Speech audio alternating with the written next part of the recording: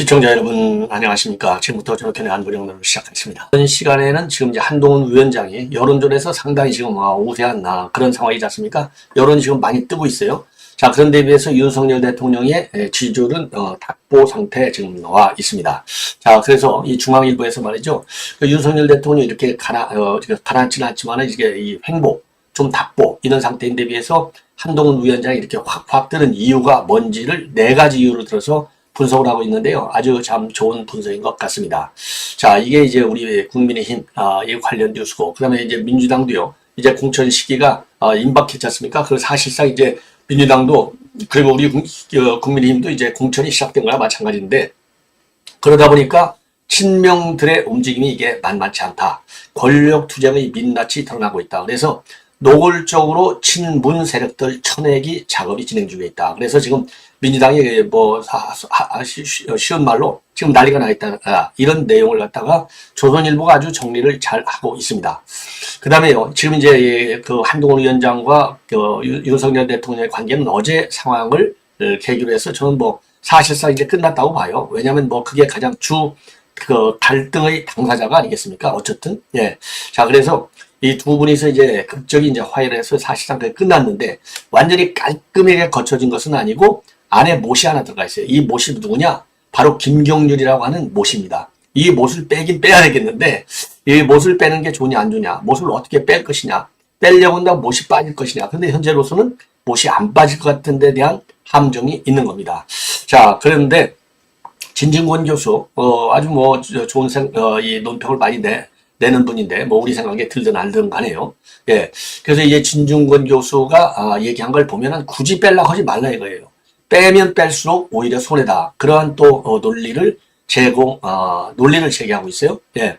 자, 그리고 이제 마지막으로요. 군산대 무역학과의 이양승 교수인데 이 전공은 무역학과 교수인데 이분이 쓴 칼럼이 아주 특이해요. 자, 그래서 뉴델리 우리 이제 우파 이 온라인 매체인데 뉴델리 정규 이 칼럼니스트가 되는데요. 이분이 말이죠.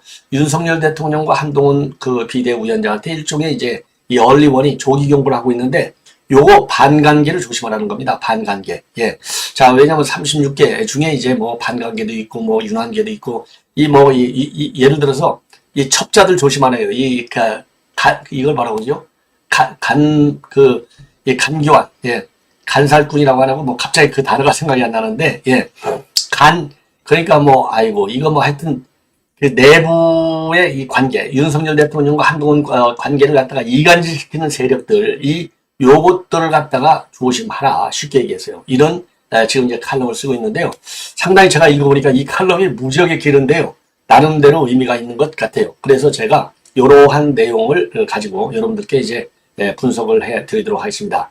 그리고 항상 제가 말씀이지만은 여러분들께 항상 제가 고맙다는 말씀을 드리고 매일같이 제가 여러분들께 좀 알찬 이런 방송, 그러니까 신문 다 보려면 일일이 그거 시간도 없고 바쁘시고요. 그래서 제 방송 몇 개만 보시면 그날 일어났던 정치 외교 관계를 쉽게 이해하실 수 있도록 제가 이 엄선을 해서 주제를 엄선해서 여러분께 보도를 해드리고 있어요. 낮이나 밤이나 간에.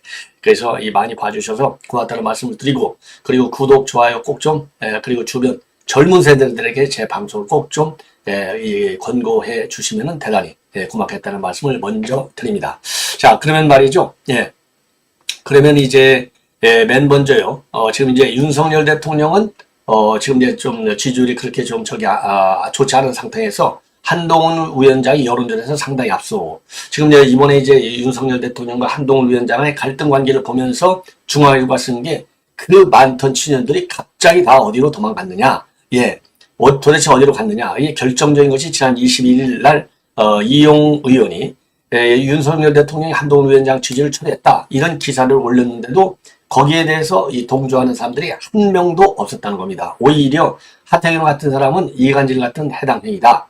그리고 태영호는 한동훈 비대위로 그냥 가야 한다. 이런 반발만 초래했다는 거예요.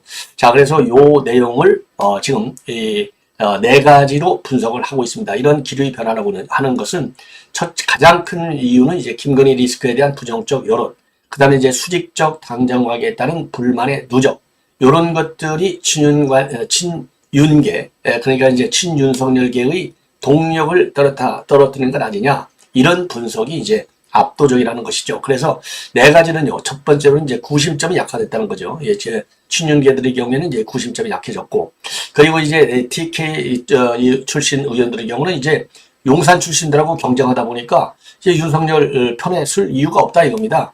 그 다음에 이제 세 번째는 수도권에 지금 움직이는데, 수도권에서는 오히려 이런 당정 분리를 수도권 출신 의원들은 분리를 좋아한다는 거예요. 그리고 이제 마지막으로 네 번째는요. 미래 권력하고 현재 권력하고 싸울 경우에는 결국 미래 권력으로 줄을 쓸 수밖에 없는 것 아니냐. 예. 이렇게 네 가지로 분석을 하고 있어요. 예. 자, 그래서 첫째 구심점이 약화됐다. 이미 예, 작년 3.8 전당대회 때만 하더라도 한 50여 명의 친윤계 의원들이 달려들어갔고 나경원한테 이제 연판장을 돌렸잖아요. 김기현 때도 한 15명이 또 연판장을 돌렸잖아요. 예를 들어서 강민국 의원 같은 경우는 진짜 엑스만이다. 예, 자살 특공대다 최춘식은. 이렇게 저격까지 했는데 요즘은 완전히 구심점이 없어졌어요. 지난번에 이제 장제원 의원이 이선으로 물러났고, 그리고 권성동 윤한홍은 이미 윤 대통령과 멀어진 지가 오래도, 그리고 이제 이철규 의원 하나가 이제 전직 사무총장 인재영입 위원장 공관위 아주 중책을 맡고 있지만은 이철규 의원의 경우에는 개파 리더라기보다는 윤과 그 다음에 당을 연결시키는 메신저 역할에 주력하고 있다. 이런 평가를 받고 있다고 하고요. 그 다음에 두 번째 원인은 이 TK 의원들의 경우에는 지금 용산 참모들하고 경쟁해야 된다는 것이죠. 그래서 결국은 그렇게 될 경우에는 지금 용산 참모들이 눈에 안 들어오는 거죠. 그러니까 용산 참모들이 미우니까 왜 윤 대통령에 대한 미움, 원망으로 확전이 되고 있는 이런 상황이 지금 있다는 겁니다. 자, 그래서 이 송언석 의원, 이분이 이제 경북도당위원장인데 21일 날 뭐 고개를 듣겠다. 그래서 경북의원들 모임을 소집했다가 바로 이걸 취소했잖아요. 그리고 지금 이제 이영 의원의 경우에도 이제 어제만 하더라도요. 아침 10시에 기자회견 하려고 했다가 이것도 또 팍 취소해버렸어요. 이런 걸 보면은, 지금 이제 용산 참모들하고 버텨야 될 현역 의원들, 이 현역 의원들은 마음이 콩밭에 가 있는 거죠. 그러니까 윤 대통령을 챙길 이유가 하나도 없다. 왜냐하면 거기서 이제 각자 도색해갖고 이겨야 되니까. 그리고 이제 수도권에서 지금 이번에 나오는 경우는 오히려 윤 대통령과 한동훈 위원장 간의 디커플링을 반기는 분위기까지 있다는 겁니다. 요거는 아실 것 같아요. 뭐 반길 리까지가 있겠습니까? 예. 그래서 오히려 이번 기회에 수도권에서는 지금 이제 당정 관계를 갖다가 수평적 관계로 바꿔라. 수시적 관계 깨라. 이런 여론이 굉장히 많은데, 예. 그리고 김 여사에 대한 이런 그 특검, 거부권 행사하면 안 된다. 이런 게 많은데 오히려 잘 됐다. 차라리. 그래서 윤 대통령의 아바타라고 하는 이미지를 한 위원장이 벗는 게 낫겠다. 이런 생각을 가지고 있다는 겁니다. 자, 그리고 마지막으로 미래 권력과 현재 권력. 어쨌든 총선 이후로 가면은 윤 대통령도 이제 정권 후반기로 가는데 이게 이제 윤 대통령은 마지막 공천 기회가 된다는 것이죠. 자, 그래서 이 한동훈 위원장한테는 이번 이 총선이 오히려 미래 권력과는 징검다리가 될 수 있고, 그렇다 본다면 미래 권력한테 줄 서는 거, 그 미래 권력한테 각을 세우는 거, 이게 부담이 된다는 겁니다.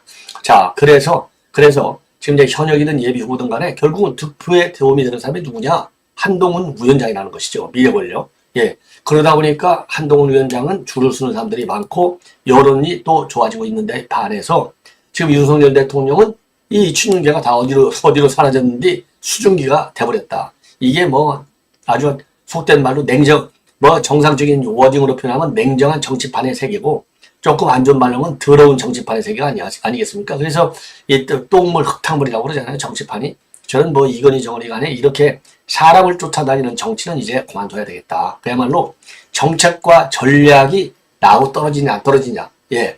요거에 맞춰서 이합집산이 이루어져야 되는데 이거 제가 말씀드리는 것은 이건 뭐 정치학 책에 나오는 것이고요. 현실은 나한테 공천 주냐 안 주냐. 내가 공천을 받았을 때 나를 이기게끔 지휘가 도와주느냐 안 도와주냐. 그럼 그럴 때 한동훈이가 도움되지 윤 대통령이 나를 위해서 띄워줄 게 뭐가 있느냐.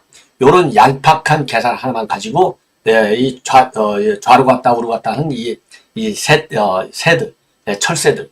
이거 이번에 국민의힘에서 얼마나 걸렸는지 한번 보겠습니다. 예, 이 정도로 말씀을 드리고. 자, 이번에는요. 지금 이제 이 조선일보가 아주 정리를 잘했어요. 그래서 요 내용을 제가 이렇게 이제 그 도표를 한번 보여드리겠습니다. 이 친문 완전히 내치려고 작심을 했잖아요. 그래서 지금 이제 친문위원회 도전장을 낸 친명들 이런 얘기인데 지금 이제 제가 화면을 너무 많이 켰나 보다. 예.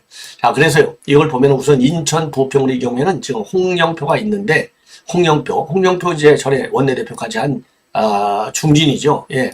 홍영표 쪽에 지금 누가 내고 있느냐?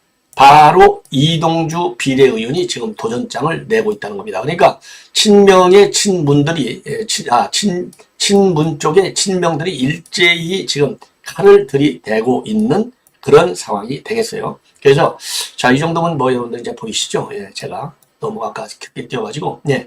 그러면 이제 친명의 이동주는 누구냐? 예, 이동주는 이재명 친명의 핵심이고 비례대표 의원이고요.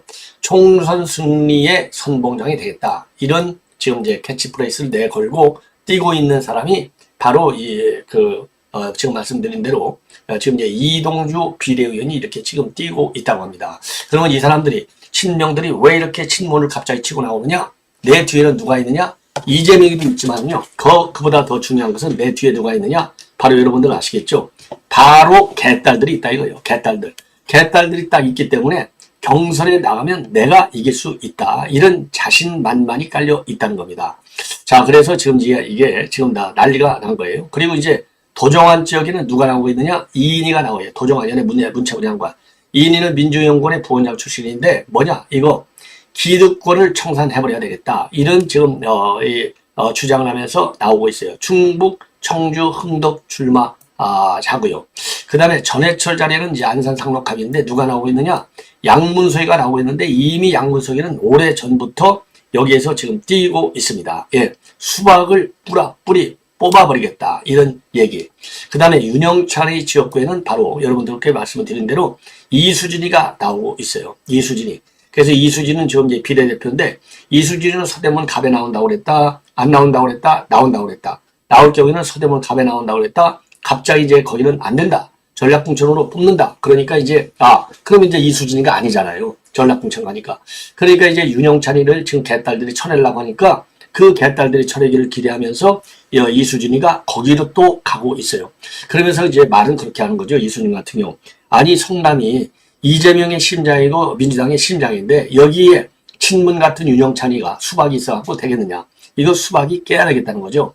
그래서 지금 난리가 났다. 이런 이제 보도가 나오고 있는 겁니다. 그래서 지금 이제 드디어 친명과 친문의 대전이 이제 폭발했다. 이렇게 볼 수 있는 대목이 되겠습니다.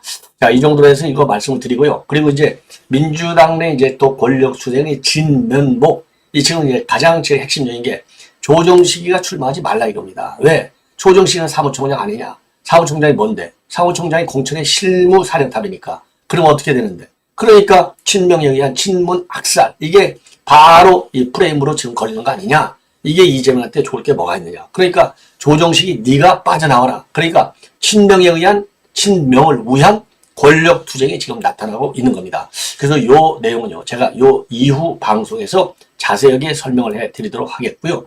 자, 이번에는 이제 진중권 교수의 특이한 이제 분석인데요.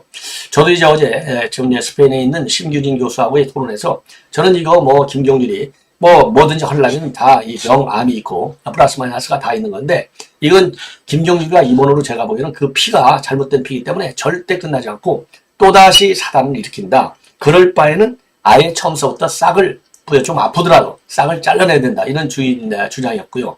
이제 심규진 교수의 경우는 이해는 가지만 그래도 데리고 있는 것이 낫다. 이게 누구예요?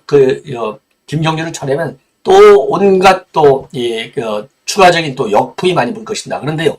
지금 이제 진중권 교수도 심규진 교수가 주장한 거하고 걔를 같이 해요. 마이너스가 오히려 더 클 수 있다 이거죠. 예. 자, 그래서 이제 진중권 교수의 이런 김경률에 대한 이 평가, 요거를 한번 들어보시는 것도 괜찮을 것 같아요. 예. 왜냐하면 지금요, 지금 여권에서는 여전히 용산 쪽에서는 김경률이가 안 되잖아. 이거 잘라내야지. 이 의견이 좀 우세한 것 같습니다. 그래서 이번 사태와 관련해서 진중권 교수는 일단은 한동훈의 승리로 끝났다. 이렇게 보고 있어요. 예. 그래서 원래 정말로 내치려고 했던 것 같은데, 그러니까 이제 진중권 교수는 정말로 한동훈 위원장을 날릴 것 같았었다. 이거죠. 그런데 TK 의원 모임하려고 했다가 내렸고, 그리고 이제 아까 얘기한 대로 이제 송원석 의원, 경북도당 위원장, 예. 그 다음에 이용호 의원 기자 회견까지 하려고 했었지 않았느냐. 실제하려고 했는데 호응이 없고 또 당박 민심이 확고히 한동훈 비대위 표지다 보니까 접어버린 것 같다. 예. 그리고요. 지금 이제 김경률을 갖다가 마포구에 공천한 거 사천이라고 비판하고 있는데 이게 어떻게 해서 사천이냐. 간사하다. 자, 그러면서 이게 이제 저도 그런 말씀 드렸잖아요. 원내대표하고 사무총장하고 얘기가 다 끝난 건데 이게 무슨 사천이냐. 영입 인사이기 때문에 전략공천 대상자이고 원래는 강남을 줘야 하는 건데 정권 교체에 공헌이 있다. 아니 뭐 제기랄 뭐 정권 교체에 공헌 없는 사람이 어디가 있어요? 다 있지. 예. 그게 안 된다고 하더라도 비례대표를 줘야 되고 그런데 마포 나왔다는 것은 못 주겠다는 것이다. 비례도 차 있다고 해서 본인이 희생했다는 것을 가지고 사천이다. 라고 공격하니까 정말 간사한 사람들이다. 이렇게 비판하고 있어요. 뭐 비례도 꽉 찼다고 하네요. 예. 그리고 이 사람들이 자신의 정치적 이득을 위해서 김건희를 자꾸 언터처블로 만들어버리는데 한 위원장을 치고 나온 사람들은 당 생각은 없고 오로지 자기들 생각만 하는 것다. 그러니까 이 사람들이 이제 플랜 B도 없다. 예.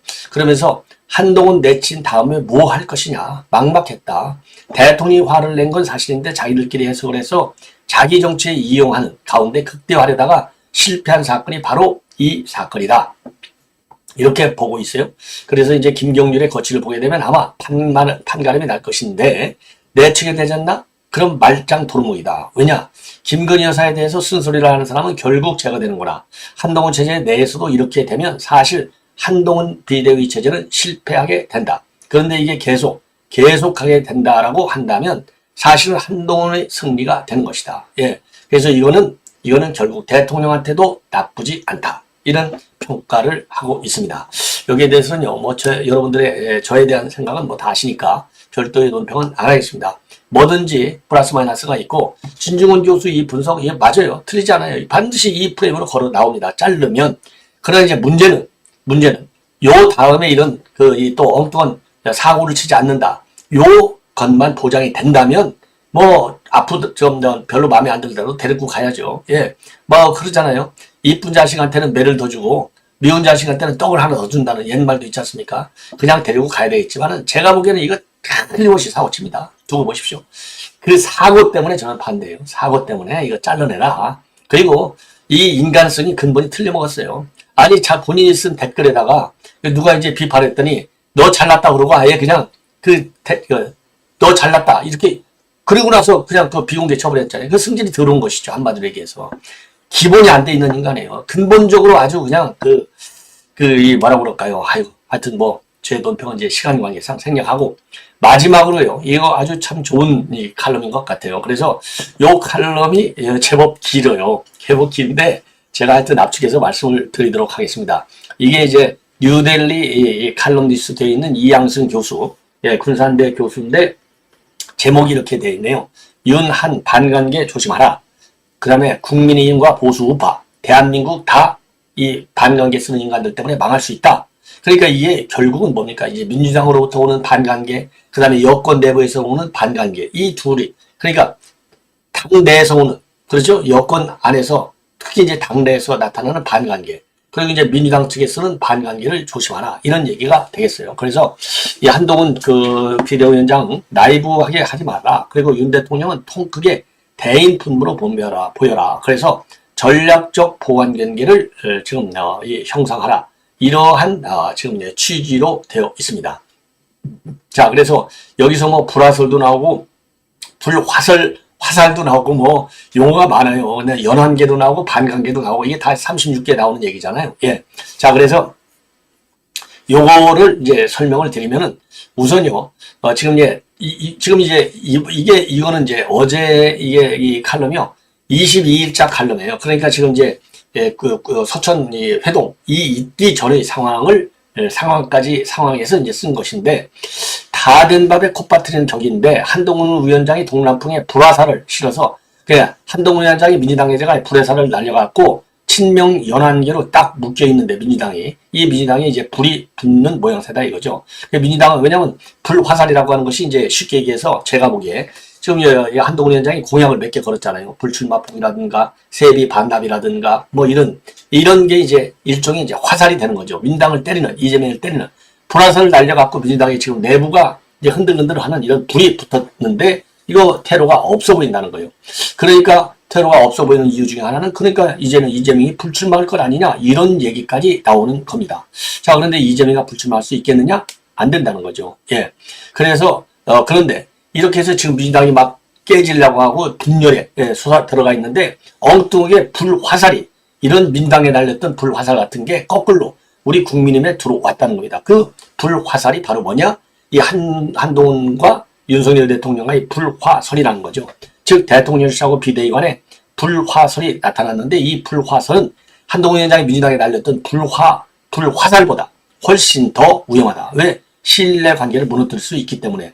이럴 때 누군가가 불화설이라고 하는 불화살을 지금 만들어서 날리고 있는 중이다. 그래서 이게 바로 반관계이기 때문에 이런 반관계에 좀 더 이 주의를 해야 되겠다. 이런 입장을 내놓고 있어요. 그래서 반관계에 절대 넘어가지 마라. 지금까지는 아주 한동훈 비대위가 잘 하고 해오고 있고 지금 승세로 가고 있는데 요럴 때 우려할 게 반관계라는 거예요. 그래서 같은 진영 안에서도 이해관계가 이 엇갈리고 논공행사에서 소외될 우려가 있는 사람들은 이렇게 지금 한동훈 위원장의 승세가 꼭 반갑지 않을 수도 있다는 겁니다.